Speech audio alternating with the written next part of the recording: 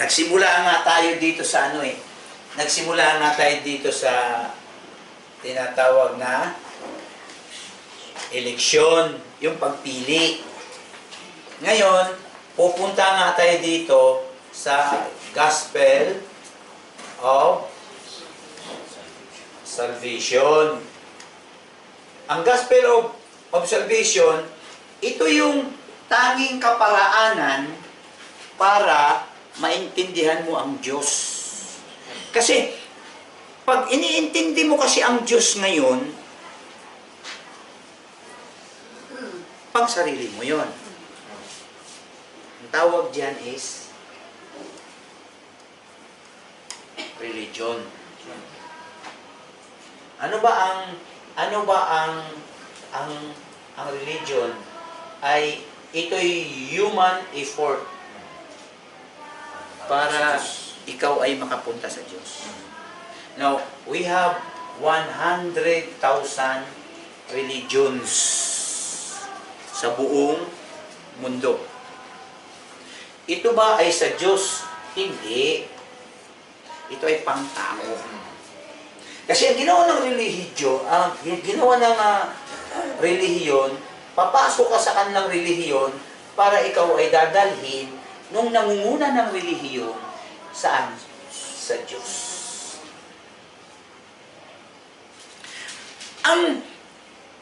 Ang Bible naman, ang Diyos naman, iba ang kanyang kaparaanan. Ang kaparaanan, siya ay namatay sa krus. Sino? Ito yung gospel of. Ito ngayon yung nais malaman ni Brother said. Ano to? Okay. So, ang ibig sabihin, basahin natin. Tagalog, sa Tagalog, basahin natin. Para maintindihan natin.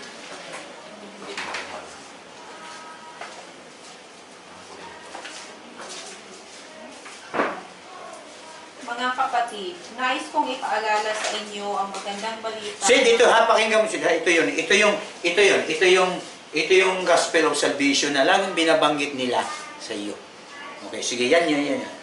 Nais kong ipaalala sa inyo ang magandang balita na ipinangaral ko sa inyo. Ito ang aral na inyong tinanggap at hanggang ngayon ay pinaninindigan ninyo. Sa pamamagitan nito ay maliligtas kayo kung pangahawakan ninyo mabuti ang ipinangaral ko.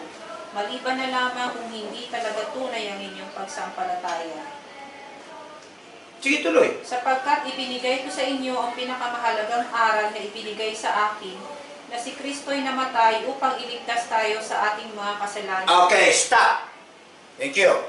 So, si Kristo namatay just because of this. Ano to? Ang sabi nila, ang kasalanan, pumatay, nagnakaw, ng rape, nagsisinungaling. Ito yung tinutukoy na sin, mali po. Kasi ang Biblia po, maliwanag na si Kristo'y namatay para sa ating mga. So ang tanong, ano to? Ano tong kasalanan? Bakit si Kristo namatay dito? Just imagine, Diyos, ang Panginoong Hesus, namatay sa cross just because of our sins. So ito ngayon yung ating pag-aralan. Ito yung gospel of salvation. Hindi. Ang relihiyon kasi, paglapit ng isa, kami ang marunong, kami ang magaling, kami ang totoo. Paglapit naman ng isa, kami ang marunong, kami ang totoo, mali yun.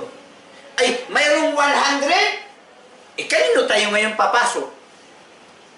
Doon sa 100 na yun, sino ngayon ang totoo? Kasi, lahat ay totoo eh. Kaya, walang kwenta yan. Dito tayo. Ito ang totoo. Ito yung righteousness ng Diyos. Ito yung katwiran ng Diyos. Hindi ito katwiran ng? Katwiran ng tao relihiyon. Ang katwiran ng Diyos, si Seth, si Rihanna, ako, makasalanan. Ang tanong, totoo ba to? Hindi yan totoo, pastor. O sige, assuming hindi totoo. Ang kabayaran nito ay Kamatayan. totoo, hindi. Pag tumanggi ka na ito'y hindi totoo, ang tanong, mamamatay ka ba o hindi? Ang kabayaran ng kasalanan ay o di totoo. Kaya dito tayo sa totoo. Huwag tayo dito sa relihiyon. Kasi pag sinabi ni Sid na meron siyang relihiyon, ang sabi din ni Sir Sim, sinabi ko din meron, lahat tayo nagsasabi nila, ay, tika muna, sino matatalo ngayon sa atin? Parehas tayo may relihiyon. Kaya ikis natin to. Dito tayo. Ito, pwedeng tanggihan eh. Ito. Di mo pwedeng tanggihan ito ng kabayaran ng kasalanan ay? Yun yung gospel, oh. Okay, alamin natin ngayon. So, ang ibig sabihin, number 1, si Rihanna, si Sid ay makasalanan. Tama? Si Sid ba mamamatay o hindi? Si Rihanna mamamatay o hindi? Ako mamamatay hindi? O di totoo?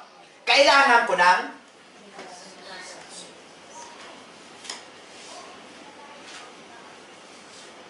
tignan nyo. Ako ay makasalanan. Ako ay magbabayad ng aking kasalanan. Ang ibabayad ko ay kailangan ko ng kaligtasan. Okay, ito ngayon. Ang tao ay mayroong tatlong bahagi. Ang tao mayroong kaluluwa. Ang tao ay mayroong spirit.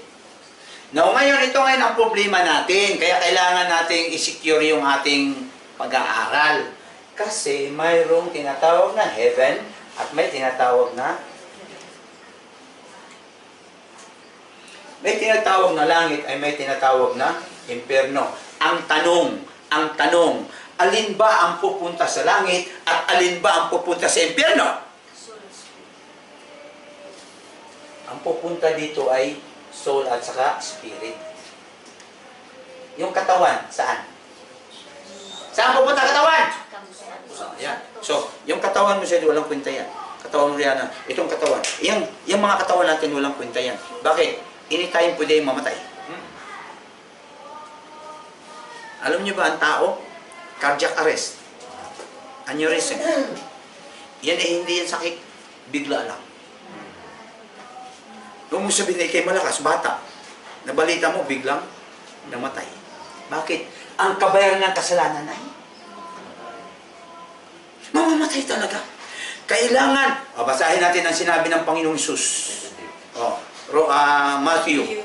Huwag kayong matakot sa mga gustong pumatay sa inyo. Tinan niya, hey! Number 1 ay? Katawan. Katawan? Huwag katakutan ang pumatay ng iyong katawan. Sinabi ang katakutan mo ang pumatay sa iyong kaluluwa at espiritu saan? Basta, sige. Huwag kayong matakot sa mga gustong pumatay sa inyo. Ang katawan nyo lang ang kaya nilang patayin, pero hindi ang inyong kaluluwa. Sa halip, matakot kayo sa Diyos na siyang may kakayahang tuksain ang katawan at kaluluwa nyo sa impyerno. Tinuturo ba ito ng relihiyon? Hindi! Hindi pwedeng magturo ang relihiyon yan. Kasi pag nagtuturo sila ng ganyan, totoo sila. Hindi sila sa demonyo, kay Kristo sila. Hindi nga nila itinuturo. Kasi hindi naman nila naintindihan talaga eh. Ang nagtuturo nito ay yung totoong nagtuturo talaga ng Biblia. Ito talaga, hindi pwedeng tanggihan ito eh. Ika'y makasalanan, ika'y mamamatay. Sinong tatanggi? Kahit sinong, all walks of life. Hindi pwedeng tumanggi dito. Kaya nga, ang sabi ng Panginoong Hesus, huwag mong katakutan ang pumatay ng iyong katawan. Ang katakutan mong pumatay ng iyong kaluluwa saan? Now, say dito, pansinin mo. Ito ay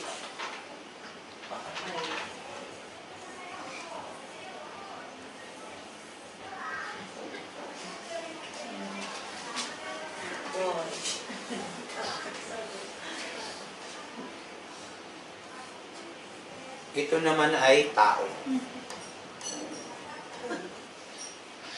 Tignan nyo. Ito bahay ito, di ba? Alin ba ang nakakaramdam dito ng sakit? Yung bahay o yung taong nasa loob ng bahay? Di ba tayo nasa loob? Tama? Pag ito'y pinukpok ng pinukpok, sino ang magre-response? Itong bahay o tayo? Tao nasa loob. Tingnan niyo, lilinawin natin ang pag-aaral. Kasi ito'y hindi itinuturo ng relihiyon. Ang nagtuturo nito'y Bible. Okay, tingnan natin ha. Isa-isahin natin. Sir, mag-react kayo pag tama o mali. Ang bahay, kagaya ng katawan mo, katawan ko. Pag ito'y, sino nagre-react? Itong bahay, itong nagsasalita sa loob. Ito yung kaluluwa natin. Ito yung pupunta dito at pupunta dito. Kaya ang nasasaktan, hindi ito. Ang nasasaktan, itong nagsasalita. Ito siya, oh. Ito yung isisecure ng Panginoon. Kasi sa oras na pag ikay namatay, magdidepart yung soul sa iyong katawan. Pag pupunta dito yan, lifetime, hihiyaw ka sa sakit. Kasi ang nakakaramdam, hindi ito. Kung hindi, itong nagsasalita, ito yung kaluluwa natin. Ito yung hindi saklaw ng relihiyon. Ito'y saklaw ng Diyos. Itong saklaw ng relihiyon, ito, yabang, purma. Ito yon. Pero ito, hindi ito saklaw ng relihiyon. Ito'y saklaw ng Diyos. Kasi inayos ng Diyos na bago ka mamatay, iwasan mo to. Kailangan alam mo na dito ka pupunta. Sa anong paraan? Ito na nga Yan siya ng gospel of salvation. Yan lang yung sinasabi ang achievement. Hindi yung naging general ka, naging chief of staff ka, no. Mayaman ka, sikat ka, no. Ang success in life, alam mo na hindi ka pupunta dito.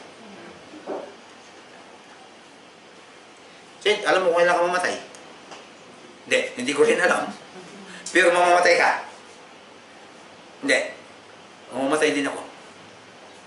Kailangan bago ka mamatay, bago ako mamatay, iwasan natin to. Anong gagawin natin ngayon? Ito ha, tingnan natin. Pag-aralan natin. Ang mahalaga, alin ang mahalaga? Kaluluwa, hindi ang katawan. Kasi ang katawan ho, 3 days lang yan.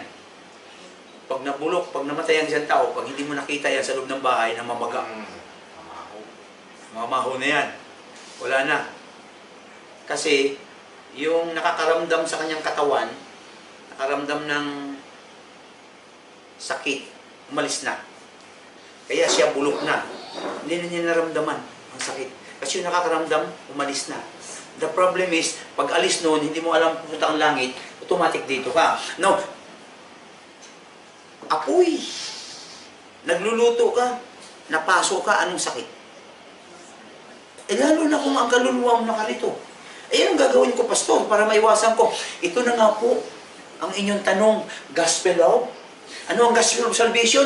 Ako ay? Kailangan ko ng kaligtasan ng aking?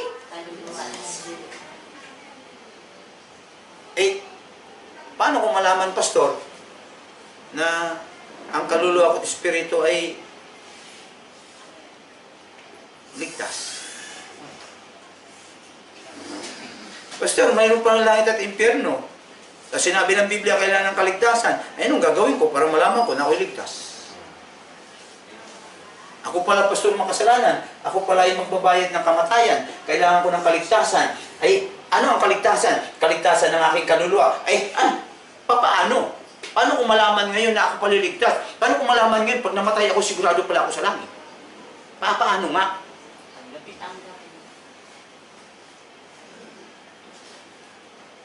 Basahin natin yung 6:23. Sapagkat ang kabayaran ng kasalanan ay kamatayan, datapwat ang kaloob na walang bayad ng Diyos ay buhay na walang hanggan kay Kristo Jesus. Napakaliwanag po. Ikaw ay makasalanan, ikaw ay mamatay, kailangan mo ng kaligtasan. Ano ang kaligtasan? Kaligtasan ng iyong kaluluwa. Ano yun? Kaloob, walang. So, hindi kailangan ng relihiyon. Hindi kailangan ng mabuting gawa. Ito po yun, no? Tingnan ninyo, ha?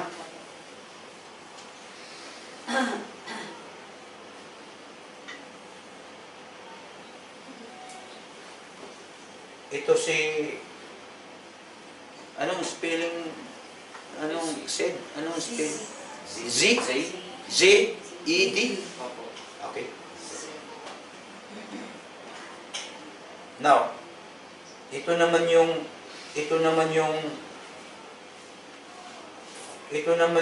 Diyos.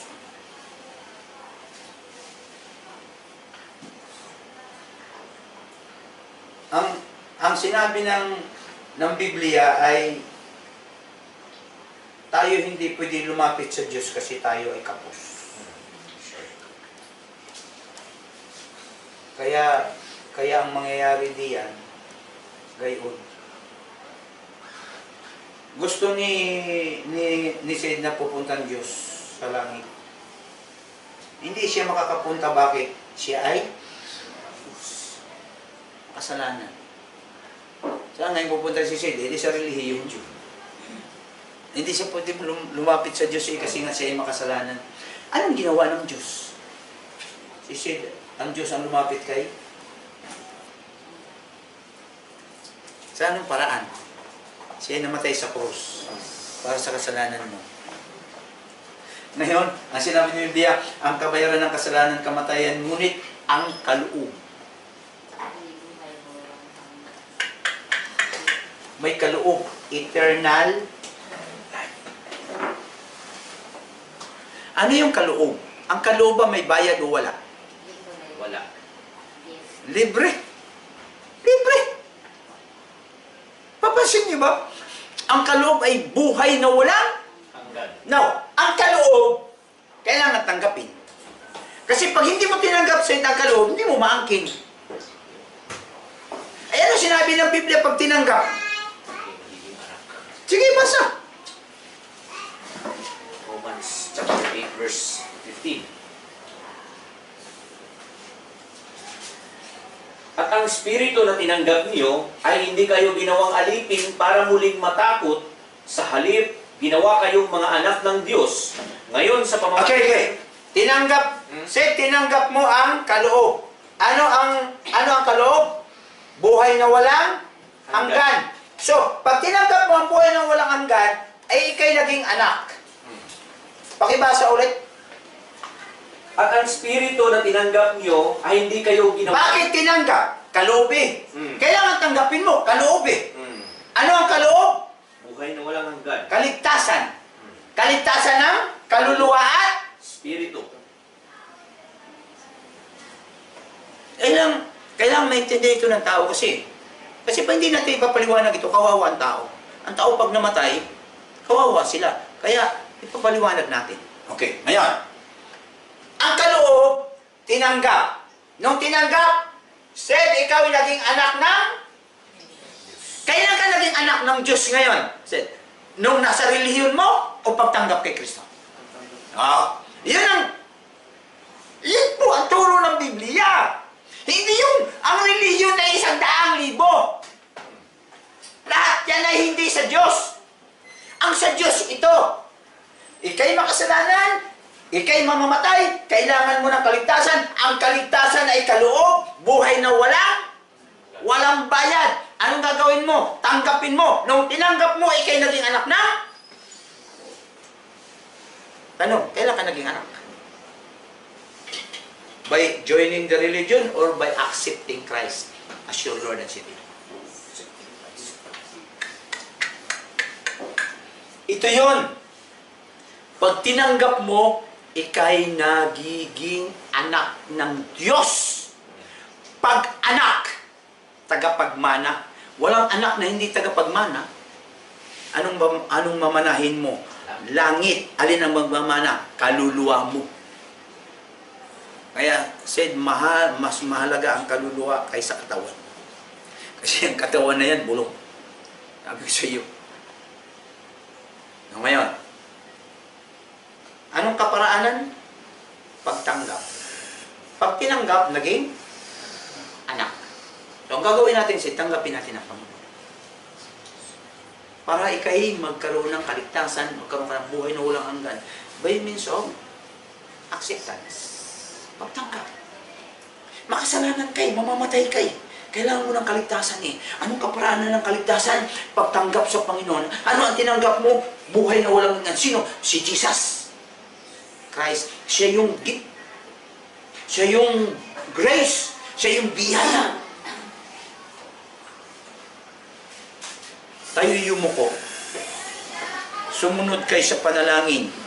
Rihanna said, sumunod. Panginoon, narinig ko ang mensahe ng kaligtasan. Ako pala po ay makasalanan. Patawarin po ninyo ako.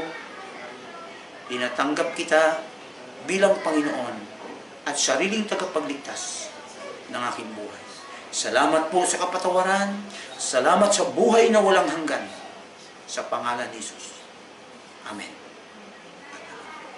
Very simple. Mayroon dalawang lalaki nanliligaw sa isang babae. Yung isa totoo, yung isa hindi totoo. Ibig sabihin, dalawang tao tumanggap sa Panginoon. Yung totoo at yung hindi.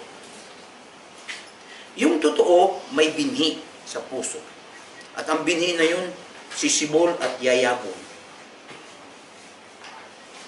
Yun yung ibig sabihin. Ikaw naman, said, ay pulis, nagpupulis? Nag-aaral? Ikaw ba nakahawak na ng baril? May holster? O, alin bang mahalaga pag ginamit mo, yung holster o yung baril? Hindi, pag ginamit mo, di ba holster kaluban? Yung lagayan ng baril? Pag ginamit mo ang baril, ang mahalaga yung kaluban, yung lagayan ng baril o yung baril? Okay. Ang mahalaga sa tao, yung kanyang kaluluwa. Hindi yung kanyang katawan. Kasi ang katawan natin parang holster lang, parang kaluban. Kita ng itak na may kaluban.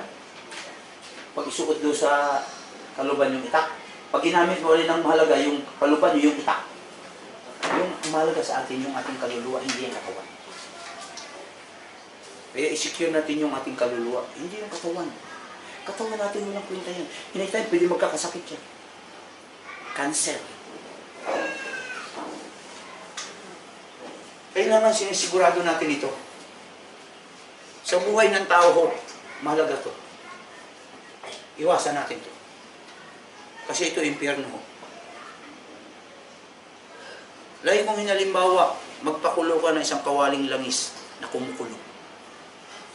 Tapos kulong-kulo, ilublog mo ito.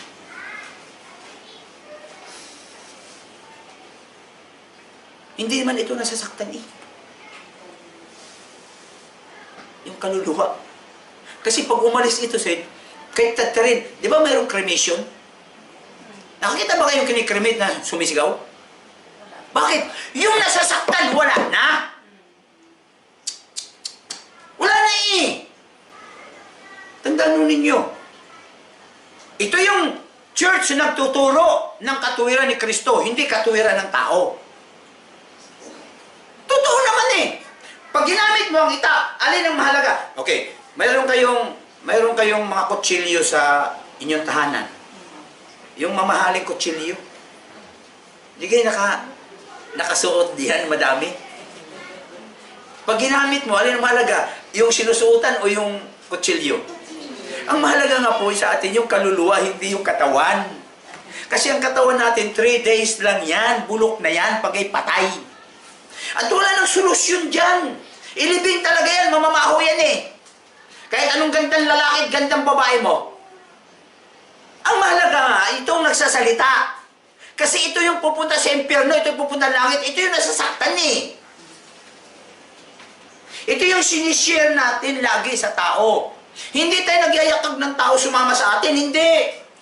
Ang niyayakag na ang sinasabi natin, kahit ini tayo, mamatay ka, kung ikay sigurado sa langit, good. You know, said yun yung gospel, oh. Naintindihan mo na? Yan ang gospel. Lagi nang sinasabi na gospel. Ano yung gospel of salvation? Ano yung gospel of salvation? Ang gospel of salvation, ikay makasalanan, ikay mamamatay, kailangan mo na. Lahat ng pinag-usapan dito ay kaluluwa at spirit. Hindi. Kasi ang sabi ng Panginoong Hesus, mahalaga, kaluluwa, hindi ang. Kasi alam nyo, pag kayo ay nasa impyerno na, kawawa po ang tao eh. Kasi ang tao, wala na silang pakialam. Pag ang tao nasa comfort zone, wala yung pakialam. Malugtas natin, namatay ka. Hindi man ako nakikinig doon sa lula eh. Sa akin biyan, hindi man ako nakikinig. Dapat ako'y nakikinig eh. Ay di, huli na lahat. Sorry.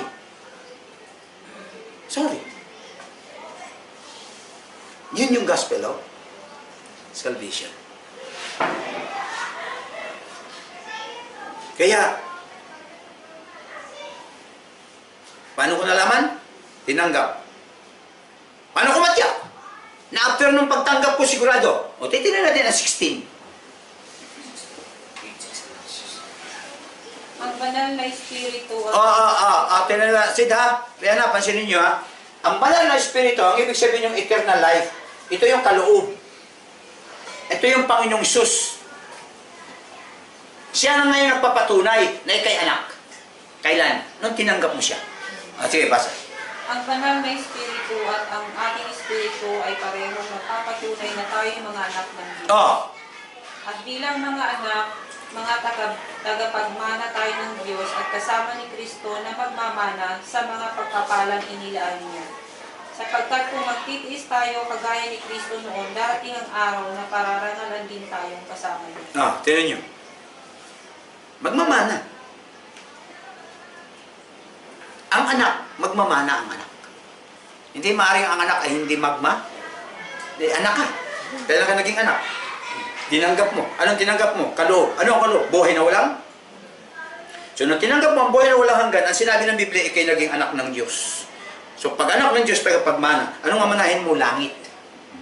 Alin ang mamamana? Kaluluwa. Pastor, from the moment na tumanggap siya, ano po ba ang indikasyon na tunay ang Okay. natanggap? Mayroon yung tinatawag na binhi sa puso. As of now, hindi natin masasabi. Pero pag nagtagal, pag nakita natin si Seth na lagi natin kasama, lumalago siya, yun yung indikasyon. As of now, wala eh. Ang binhi ito yayabong. Di ba? Di ba ang binhi, pag itanim mo, nasibol, nadahon, nasanga, namumunga. Yan ang sitwasyon sa tanong ni Sister Lisa. Ano ang indikasyon? As of now, ang makikita natin sa kanya, kung totoo ang kanyang pagtanggap, pag lumago siya, yumabong yung binhi ng Diyos nasa kanyang puso. Kasi binhi ito, eternal life, binhi ito eh. Napapasok sa puso ni Rihanna, puso ni... Alam nyo, napaka halagang bagay sa isang mag-asawa, sa isang magkatipan, na may Panginoon dito. Totoo. Kasi ang foundation ng marriage po, hindi yung trust, kalukuhan niya. Sa dami na nagtatrust, dami babae. Ikinasal sa garden, ikinasal sa church. Ano nangyari? Tapos, ang foundation daw ng marriage, kaya may Bible. Kasi Bible, kalukuhan kahit ipalo mo sa ulo mo. Salvation talaga, ang foundation ho ng marriage. Sa akin ho, salvation. Pag ligtas si Rihanna, hindi yan magluluko. Pag ligtas si Sed, hindi yan magluluko. Bakit? Totoong may Diyos ang puso eh. Hindi kayang gawin kasi kung magkakamali man, nagkakamali. Pero hindi nananatili doon. Kasi yung Holy Spirit na nagkukontrol sa kanilang dalawa, ang siyang magmamaneuver. Siyang maging tsuper ng kanilang relasyon. Tandaan ninyo. I-share ko lang sa inyo ang buhay ko. Hindi ko naman nakalain ako'y maging ganito magtuturo ng ganito. Kasi one time, ini-invite ako nung aking kapatid na makinig sa ganito. Ito talaga ito. Ito ho yung buhay ko ito. 1980s. 1980s. Ito ho hindi ko makalimutan. Ito, ako yung makasalanan, ako yung mamamatay, kailangan ng kaligtasan. Di ako, pero ako nakikinig ko, mayroon akong Marlboro dito. Man, always remember love because of romance only. Marlboro. Dito. Kaya dito. Ayabang dito. Tapos mayroon akong shabu, may cocaine sa bulsa. Kasi ako ho ay dakilang atik. Tingnan niyo yung gamit ko. Ngayon, shabu lang, buwang na. Tamong gamit ko, sa loob ng napakatagal na panahon, shabu, cocaine, heroin. Yung heroin ho, turok. Atiban, Valium 5, Artin, Robitussin, Corex, Marijuana. Lahat po nasa katawan ko yan. Hindi ako nabubuang. Kaya nga po, ako'y labas-pasok sa kulong. Ako'y sakit sa... ngayon, nangangaral ho ako. Kaya ako hindi niniwala sa rehab I-rehab, ilalabas, i-rehab. Mayroon kami sa amin, 1.5 million ang gastos. Ngayon, adik pa rin. Labas-pasok. Sakit na. Pinabayaan na ng magulang. Hayaan ng mamatayan. Oo, totoo yan. Ako ho, ang daming nare-rehab, pero ako hindi ako nare-rehab. Pasalamat na lang ako sa Diyos at malakas yung resistensya ko. Nabago ang buhay ko dito. Walang reliyon na ito, nabago ang buhay. Kaya ito yung share ko sa tao. By hook o by crook. Whatever it takes. Ito yung share ko sa tao. Dito nabago ang buhay ko Kung hindi ako binago ng Diyos, baka mamatagal na akong patay.